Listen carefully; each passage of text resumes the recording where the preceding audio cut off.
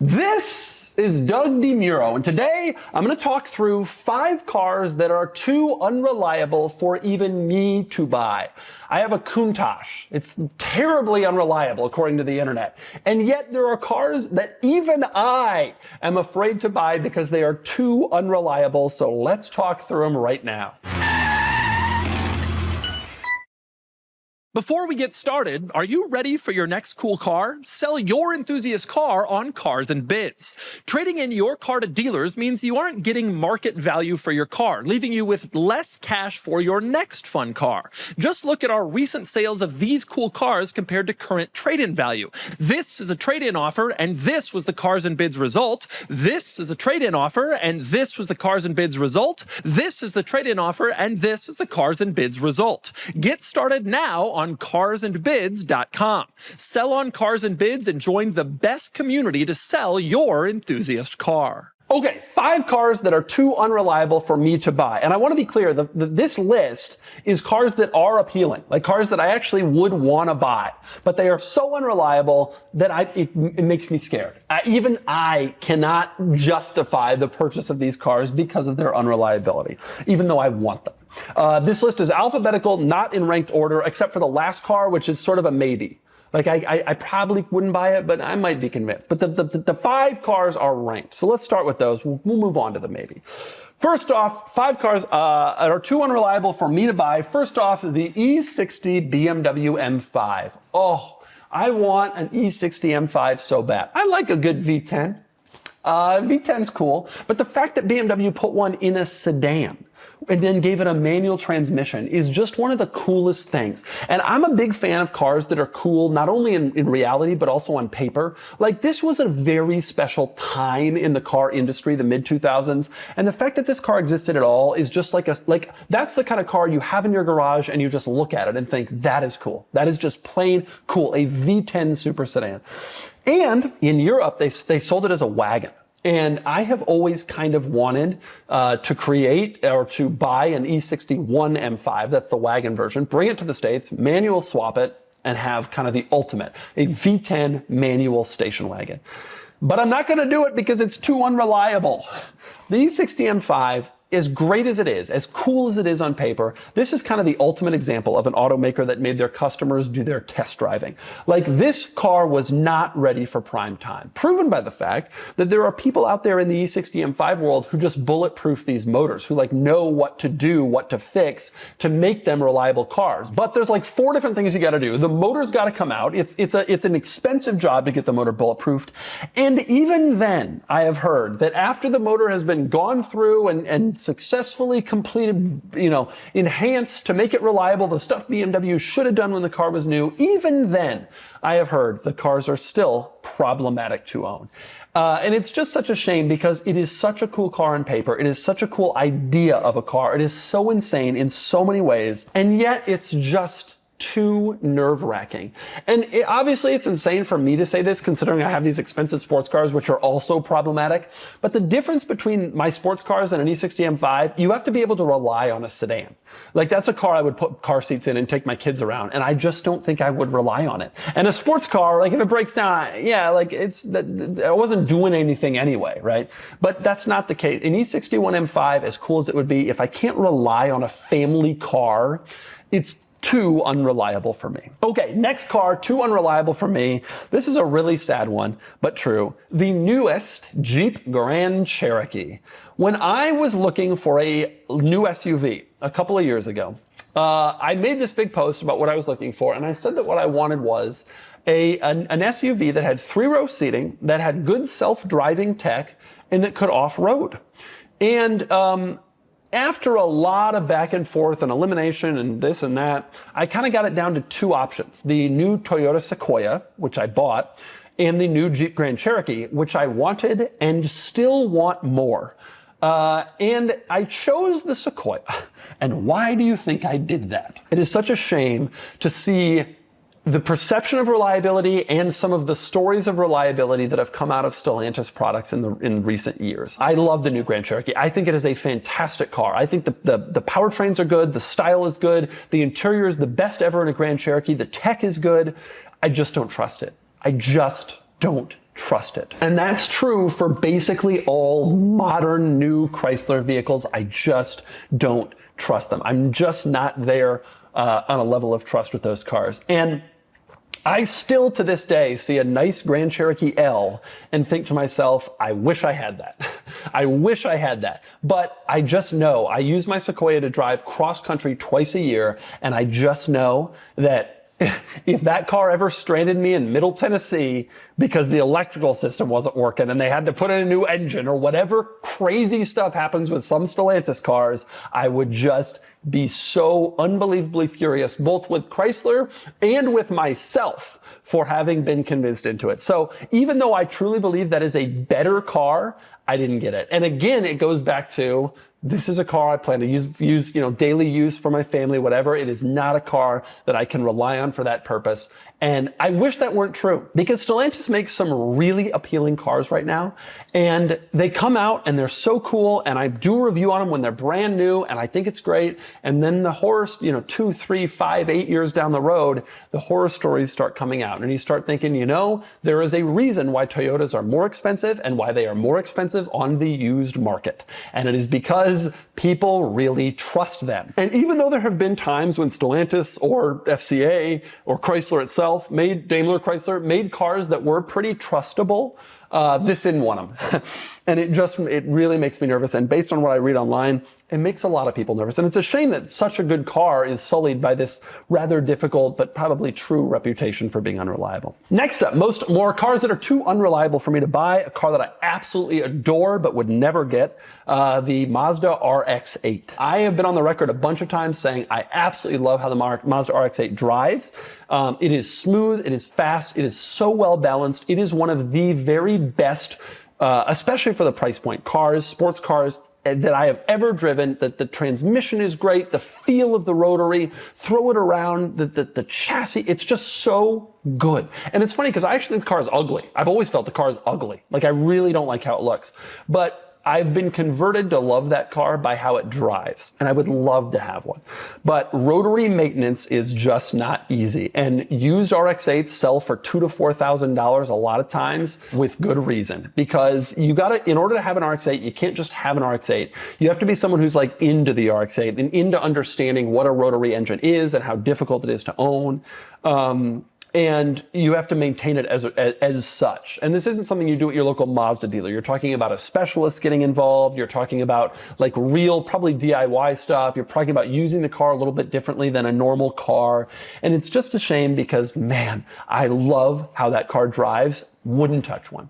The FD RX-7, which also is a rotary, is a little bit of a different story because it is a much more valuable car, so it makes more sense to put in money on the car for maintenance, for repairs, fixing the rotary, improving the rotary, etc. But I actually hate to say this, but I actually almost prefer the way the RX-8 drives. It just feels so much more modern, especially the way the shifter feels and the steering is more precise. The FD came from the early 90s. It's just not as tight. The RX-8 is just such a tight, good, smooth, amazing car, and it's just a shame that it's the RX-8. And by the way, a lot of people are like, oh, well, you can swap out the rotary in an FD or in an RX-8 and put in something else. But to me, that actually ruins what I think is probably the best part about that car. The best part about that car is also the worst part about that car, which is the powertrain.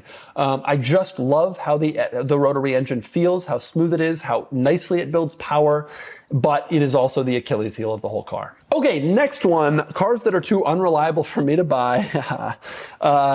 This one may surprise you, the Range Rover as a daily driver. I love a Range Rover. I would get another Range Rover. I've had 2 Range Rovers and a new Defender, and an old Defender. I've had 4 Land Rovers. I would not buy a Range Rover as a daily driver. I love them. They're great. The new ones look amazing. They look so nice with the vertical taillights and just like almost the concept car look to them. Very clean, very modern, very high quality look.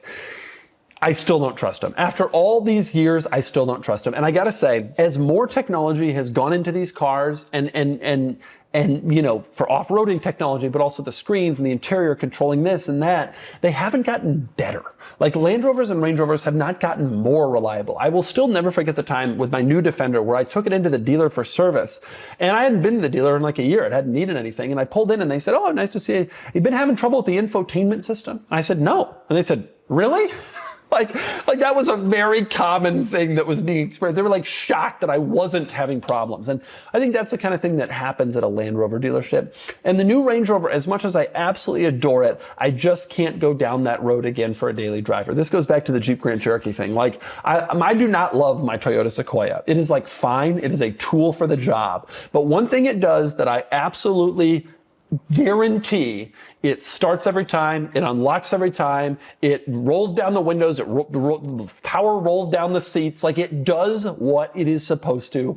And when you have a Range Rover or a vehicle of that ilk, you just can't quite count on it to do that job. And again, to be a family car, you have to be able to count on it. It's not like a sports car that like you're not really going anywhere, doing anything. A family car like Range Rover, you just have to be able to rely on, and I just don't.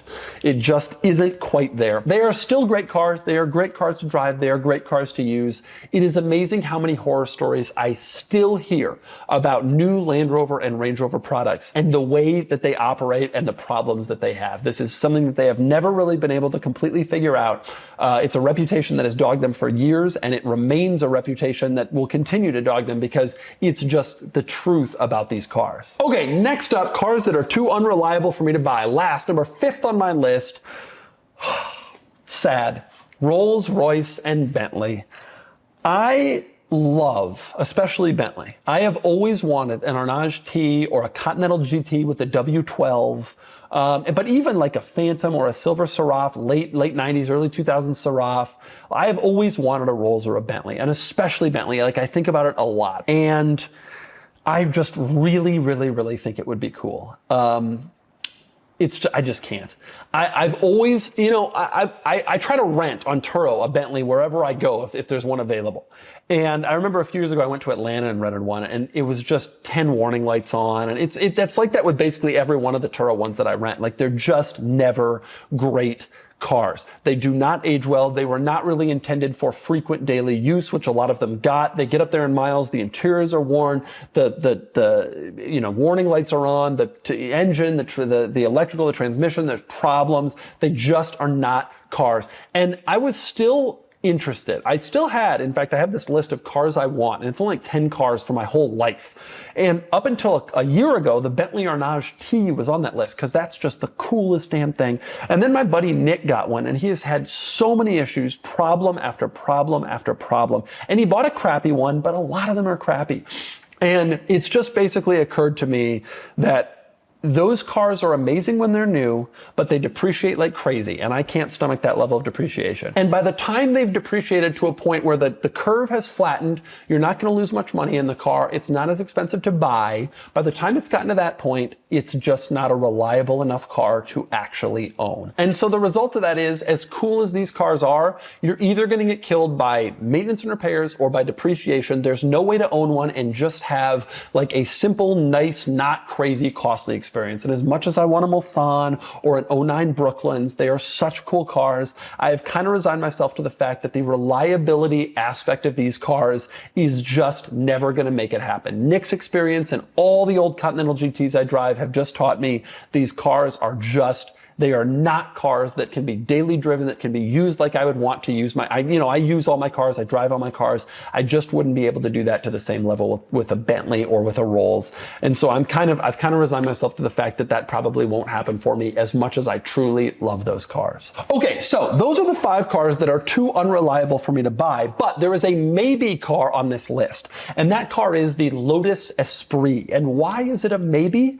Because it is incredibly unreliable, and yet I still kind of want one. I have always felt the Esprit is one of the coolest looking cars. It comes from the Lamborghini Countach school of flat front, wedge shape, old school, wide supercars, especially the V8 turbo. That's what I want. The last end of the run cars. They are so cool to look at. And personally, I think they are so good to drive. Imagine a Lotus, simplify and add lightness, but you also have a V8 mid-engine. Like it really is a light, small, tossable car, but with a big old loud V8 back there. Honestly, the experience is not that different from a Lamborghini Countach, except you don't have to pay $600,000. You can pay $70,000, and you have a very similar look, a very similar head-turning capability, and a truly amazing driving experience. It is just so much fun and so exciting and so fast and loud and raucous and everything. And